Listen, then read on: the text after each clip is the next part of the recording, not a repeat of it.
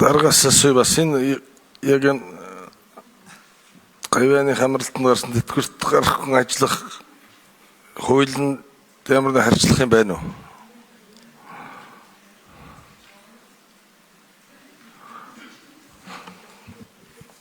За 3 дугаар микрофоныг нэнэ. Энэ нийгмийн даатгалын үндэсний зүйлийн гишүүнийг томилоход одоо шинжээчээр оролцоход бол миний одоо гавьяаны хамралтанд гараад үргэлжлүүлээд одоо би нийгмийн даатгалынхаа хуулийг хэрэгжүүлэхтэй холбоотой ажил хийж байгаа учраас би энэ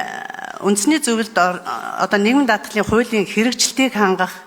даатгуулагч, ажил олгогч иргэдийн эрх ашигыг хамгаалахад хууль эрх зүйн хүрээнд шийдвэр гаргах тийм чадамж өгөхийг гишүүнийг томилох гэж байгаа учраас бас би энэ ажил олгогч даатгуулагчийг төлөөлөлөд энэ орж байгаа хүнийг дэвшүүлж байгаа гишүүнийг